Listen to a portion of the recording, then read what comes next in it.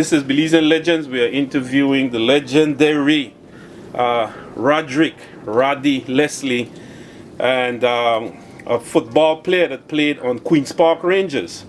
And we want to make sure we get it straight, because there were 2 periods of Queen's Park Rangers, or maybe 3 periods of Queen's Park Rangers, but there's only 2 periods of Queen's Park Rangers. But Mr. Leslie will clear it up for us, and we're going to look at all the regional Belizean football teams in the 60s, and where Queen's Park Rangers, this dynamic Belizean football team, where it stood with all the rest like Belize'S and all the other teams, Dunlop and so on, that played football around that time in the 60s. Mr. Leslie, I want to welcome you to Belizean Legends and give our viewers a brief little history about yourself. Well, I was a little chap running around Stann Creek. Didn't have what you would call a football. We used to kick the tennis ball, and that's where we started. I can remember at Anglican school, we were introduced to one Dr. Harbin, an English doctor, and he recruited young guys of my age, 9, 10, 11 years old, and that's where we started. Discipline, passes, running, exercising, and that's where it started. And then I went into competition, went into Belize City High School, and my first team in Belize City was a junior team by the name of Falcons. We went undefeated in that junior competition at Edwards Park, which is now Rogers Stadium. I was then recruited from Falcons to Diamond A senior team. That we did not actually won the competition, but we did good for ourselves. We came in second to Landiva. It was Landiva, then was the #1 team. I was recruited by Mr. Frank Sharp to play for the Queen's Park Rangers you were talking about. That was the second Queen's Park Rangers team, and that was a team that I would say put me at the pinnacle, because we had players like Tubuk, D-Line, Elmer Collis, Billy Gill, Kenny Gray, Peter Alvarez, Ben Partis, Wallace Smith, Fred Lucario, and we became a dynasty in the South. And we decided we need to be a dynasty throughout the country. And the only team that was above us at that time was the Avengers, the Cayo team. So that was our goal, to go to Cayo and to beat them in Cayo. And we did that. And from there it was Belize City against Queen's Park Rangers. All right? Yes. We had a lot of breaks in Belize City, and they tried. I can only remember one Belize City team that beat us on our field, Queen's Park, and that was Dunlop. Hey. And that was the Dunlop that went undefeated in the Belize City competition. Talk about the Queen's Park Rangers play the team Belize'S? Talk about the Belize district team Belize'S. Yeah. Talk about them, and did you all ever met them in competitions? We never met Belize'S in competition, but we played Belize'S. Belize'S wanted to beat Queen's Park Rangers, so we invited them down to Pomona, Queen's Park. And I can remember I was playing for Belize'S one time with Bembe Garbat, I think is his name. Yes. And he brought my jersey down from Belize City to Stann Creek, encouraging me to not play with Queen's Park and play with Belize's. And I tell him, no man, I'm now a Queen's Park Ranger. And we beat them 2-1 at in Pomona. That was the only game we played against Belize's. Okay. We never played them in competition, just friendly match. They wanted to beat us. Yes. Talk about other members of the team. I hear you gave a list of all those players, but specifically we did a little award ceremony for Stephen Cupcakes Flores, and I was fortunate to get a chance to meet the first Queen's Park Rangers player when we honor him. Talk about Stephen Cupcake Flores and the, his role on the team and so on. Yeah, Cupcake was one of our best left footer we had. He used to play the left wing for Queen's Park when I first joined Queen's Park. He never played long. I never played long with him. He played for about a year with Queen's Park Rangers when I joined. But he was one of the best left winger I have played with. He was very good, and he was not what you call a selfish player. He was a very good passer. He had good speed, and like I said, I'm going to use the word a terrible left foot. Yeah. Yes, you're talking about people like Tobruk and D-Line. Talk about those two. Were they strikers, Mr. Leslie, or in terms of how did you play, where did you play in terms of the team and in relation to those two most popular players? Because those were the two most popular players I've heard about on Queen's Park Rangers, D-Line and Tobruk. How did you play in terms of their positions and so on?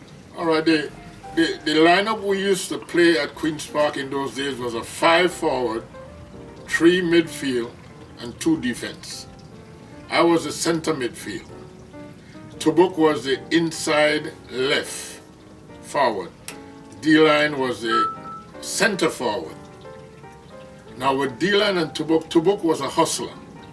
He was up, down, and up, down, but D-Line was a standing player. Yeah. D-Line, once you give him the ball, he's going to make use of that ball. Tobruk was the hustler that brings the ball, pass it to D-Line. Or I bring the ball and pass it to D-Line. Yes. Tobruk was not the goal getter like D-Line was. D-Line was a goal getter. Yes. He was the striker on the team, the right, forward, no?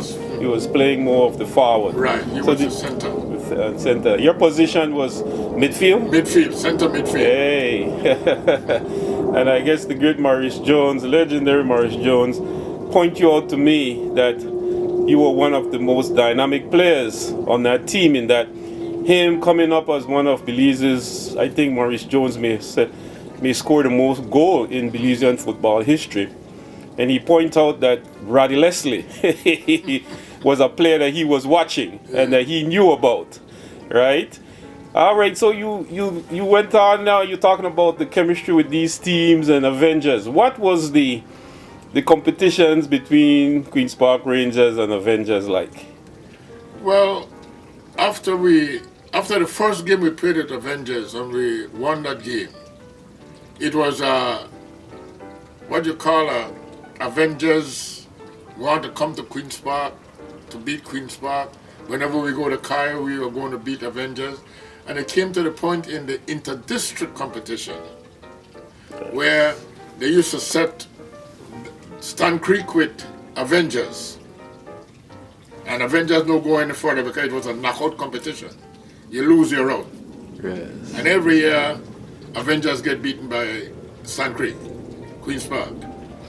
And there was one year when Avengers told the committee, if you put us with Queen's Park this year, we are not going to play. Because they were such a good team that they should be in the finals. They should. But because they put them against Queen's Park, they never go further than one game. Yes.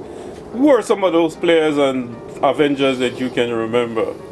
So Leslie, those were outstanding football players that was playing with Avengers at the time. Well, the first one came to mind right now is a guy they call Maya. Hey.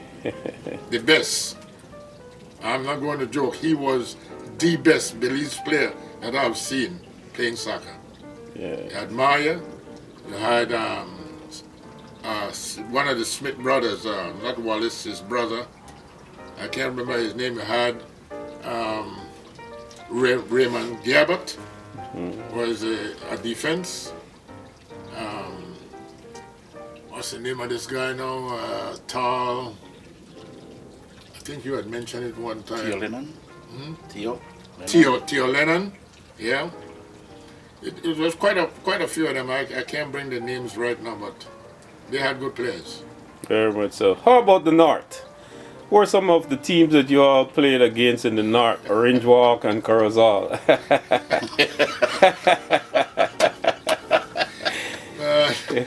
We used to go up there, man, and we used to beat these guys. There was a game that never got completed. We had an inter-district game with Corozal. Yeah. We went up there, and the game was in the second half of the game, and we were ahead 2-0. I don't know what happened, how it started, but the crowd just ran on the field, men with empty pint bottles just hitting us in the head. Poor El Morales got hit 2 or 3 times. Game call off. Right? We used to beat Orange Walk too. I mean, the district was no competition to Queen's Park Rangers. Whatever happened to that game? Yeah, well, that game, they decided that they're going to replay the game. So we hired our transport and we got to MCC grounds, and I went up to then Minister of Sports, Syed Musa, and I asked him about the payment for our transport, and he said that he don't think they can afford it. I said, well, what about the Corozal team who brought them down here? They said, well, the committee paid for Corozal team. I said, well, then you got to pay for our Sun Creek team also. And he said, they can't do it. So I just walk across MCC ground to my guys that was changing off and tell them, pack your things in your bag because we're not playing, we're leaving. And I lead the team off the field, and I understand that they just broke up MCC grounds. And they can't, no spank. Right. Wow. And that was what was in the newspaper the next day. No bank, no spank. Those games were played with a lot of passion. Yeah. Well, all we wanted was for them to pay our transport. Right. They paid Corozal transport, why not us? Yes. And he told us plain that he's not going to pay it. So we said, well, we're not going to play. I want to stay with the Sugar Boys of Corozal. Have you met the great Malanga and Fred Martinez and those players? Talk about them. Those guys were from Stann Creek. Oh, those were Stann Creek players.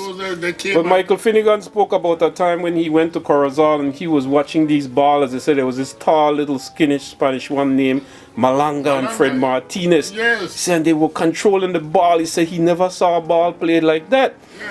Yeah. So you never did played with those. They were not the Queen's Park Rangers. No. Who were they playing with at the time? Malanga was playing for a team from Alta Vista. Oh, okay. One of the village in Stann Creek. Fred Martinez was playing for RAC. One of the team in the Stann Creek town. Okay. But it was Leslie Sharp who went up to Corozal, San Joaquin, and did some business there, and he recruited all these guys. He took them all of them up there, and they had a team, the San Joaquin team. Yes, San Joaquin.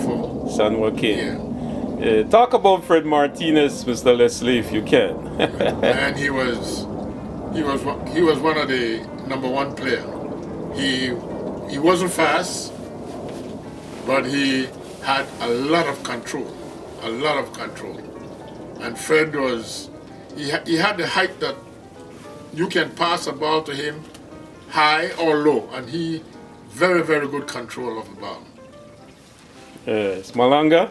Malanga was fast. Malanga was fast. I think he used to play center field in the midfield. Okay. He was a very fast, energetic player. Yes.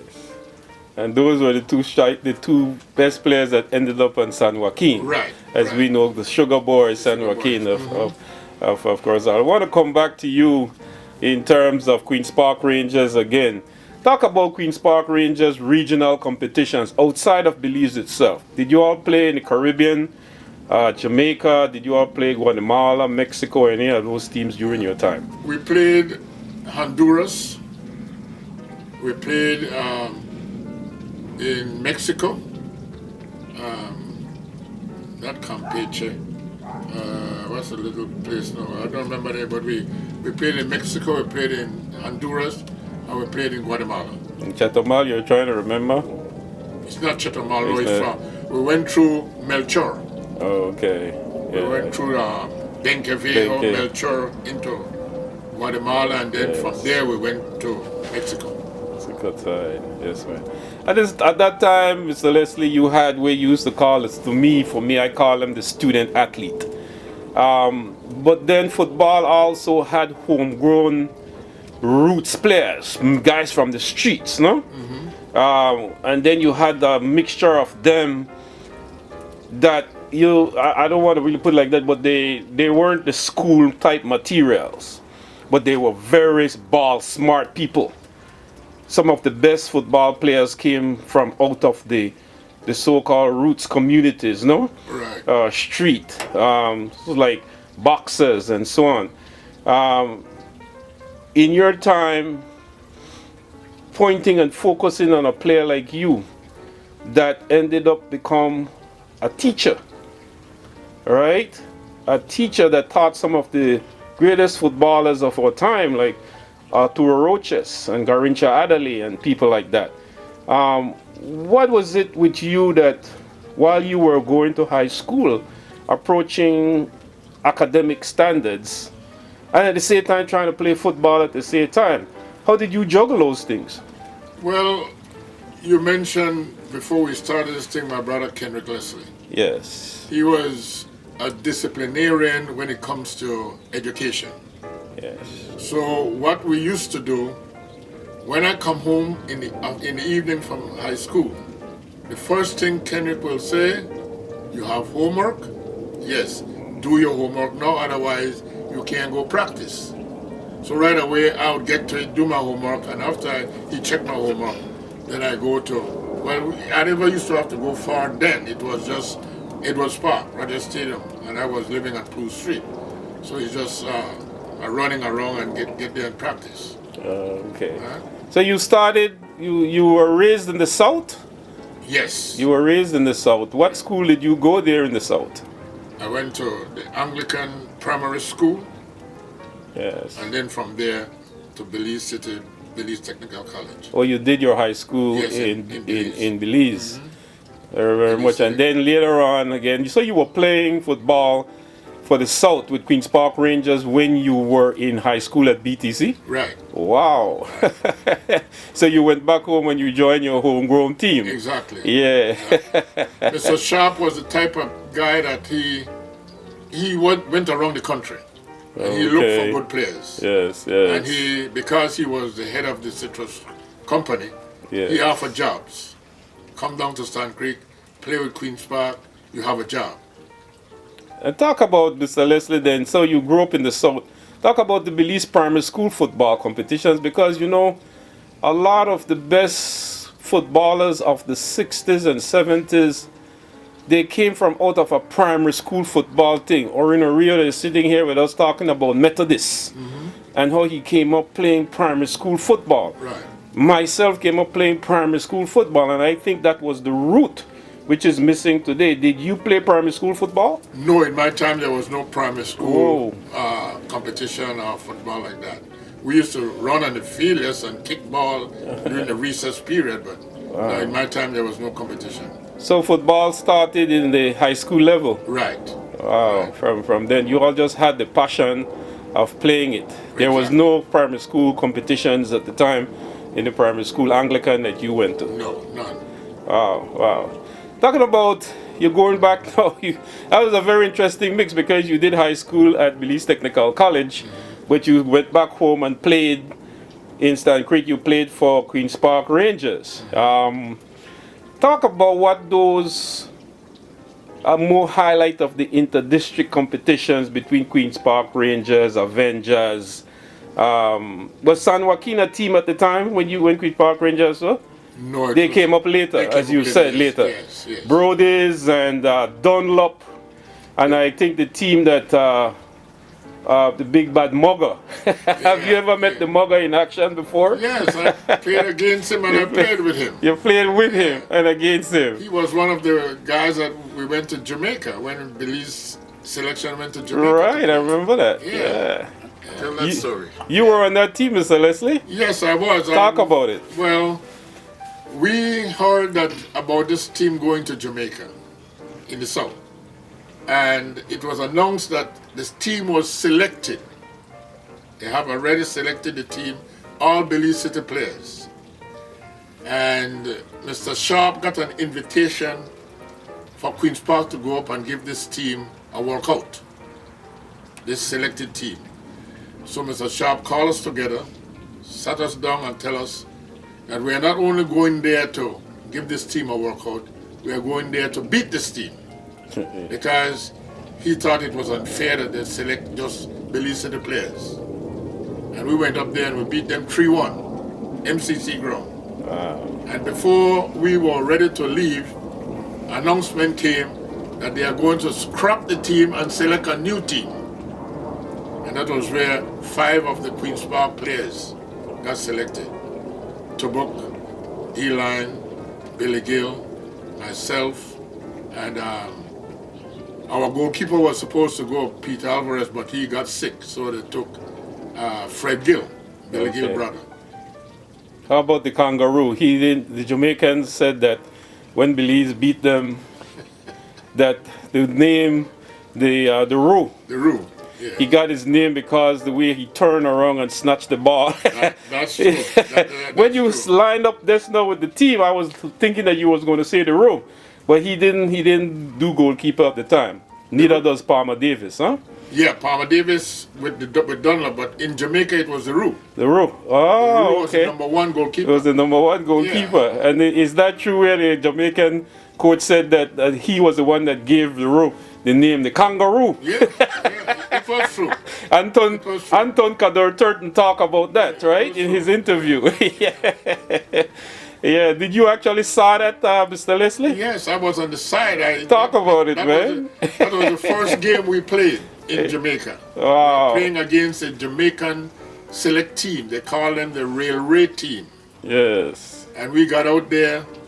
I was not on the first 11, so I was sitting on the side, and I saw when that ball kicked from just outside the penalty area, going for what we call the V. Yes. And the Roo went up straight, and when he saw the ball going, he turned Wow. and brought that ball down from the V. He didn't push it over, he brought it down to his chest. Wow. That was a spectacle I've never seen done before. Wow. There's so many of you all talk about it. Anton Kador-Turton talk about it. You know, and I've heard Rupert Canalete Anderson Right. talk about it. Keith Gardner. Keith Gardner. Yeah, he was playing midfield. When they get the ball, they don't look for D-line or to book. They look straight for Pops Hamilton. So Pops. Oh. Right? And a good football player, good defense, I would like to play against them because Pops wouldn't get a ball. Right. And that's what the Jamaicans did. Yes. When we went, the second game we played in St. Anne's Bay. And when we went to St. Anne's Bay, the mugger told me, don't take your boots. They don't want to play your first game, don't take your boots. Hey. Because they want to play this game and you will tell the coach that they didn't bring your boots. And I didn't take a boots. Yeah. And when they got there, called my name for midfield. I tell him, coach, I didn't bring my boots. And he said, well, you know, we can send you back on the next plane. I said, well, what can I say? So it was like a kind of protest? Right, Yes. right. So we did find our boots. The mugger and I, we found the boots and we played. Yeah. And that was the game that changed the whole situation. Because I told D-Line and Tobuk, look out because I'm coming. Yes. Pops don't get no ball from me. Yes. And when I get the ball in the middle, I look for D-line and Tubuk. And D-line and Tubuk were the only two that scored. That scored. Yeah. And so the other Belize district players wanted to just give the ball to Pops Hamilton. Right. And Mugga was also a striker, right? Exactly. Yeah, and they wanted to just feed the ball to those two and ignore. Yeah, that's not. Like you were saying, that was not good unity in terms of playing against one national team like Jamaica. Exactly. You give the ball to the best person possibly that can score. Yeah. It's good to hear you talk about the highlights of those games, so Leslie, because the names of Pops Hamilton, Rowe, and all of those players, and the Mugger, that a player like you who were playing, you were selected from the best. So it was only the three of you from the South, you, D-Line, and Tobruk was playing on that national team, right? No, Billy Gill. Billy Gill. Yeah. Billy Gill. Was playing midfield. Yes. Talk about your work with the legendary Anton Cador Turton. Well, I didn't have much play with Cador, Cador was a Landiva player. Yes. I've never played along with him. Yes. I've played against him. Yes. But I've never played on the same team with Cador. Right. I played against him. Yes. And he have never beaten Queen's Park, Landiva. Yes. Gilly Dunn. Yes, Gilly Dunn. I've played with Gilly Dunn. I did a whole profile on Gilly Dunn, and he was the one that used to say to me, we used to go in the South and beat teams like Queen's Park Rangers. Well, Mr. Leslie is going to defend that now, Gilly Dunn. Yeah. Talk about it, Mr. Leslie. No, Gilly Dunn have never gone to Queen's Park and beat Queen's Park. I played with Gilly Dunn in Belize City. Okay. Gilly Dunn have never gone there and beat Queen's Park Rangers. Yeah, no Belize team has gone there. One team, yeah. One team, like you said, Dunlop.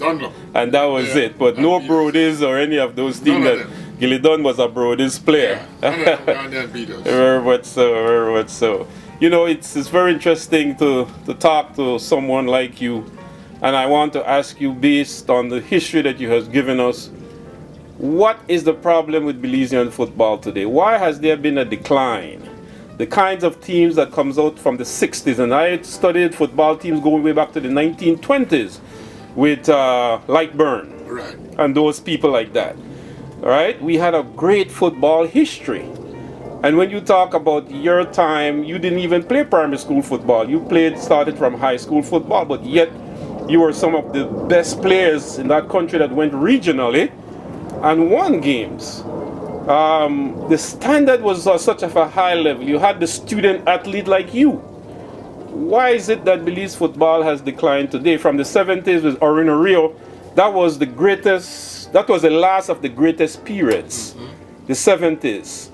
Some parts of the 80s and into the 90s, you had the Cristobal Mayins and the Ricky Gongaras and the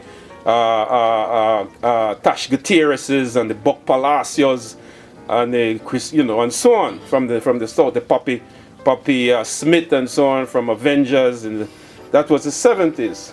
The 80s came, we were still there pretty good, just like our softballers. They beat the United States in the, those were a cadre of Belizean athletes, both male and female, that was at a very superior level. You're talking about a team like Queen's Park Rangers. What has happened, Mr. Leslie? I think one of the main thing is discipline.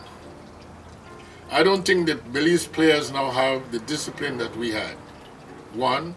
And two, I think that the Belize City players, like I was saying before, most of them are individual players. They are not team players. And I think that comes with coaching. Belize City needs better coaching. With coaching, you're going to get the discipline, you're going to get the togetherness, because that's what we had. When my coach for Queen's Park come and said, Tuesday, you're not going to bring any boots, you're going to bring a tennis shoe, because Tuesday is running time. And we used to run something like 10 miles from Pomona, if you know the area, to Hope Creek Bridge and back. Right? That's Tuesdays. Wednesdays, I was telling my son, we used to not kick any ball. We used to use our head, ball.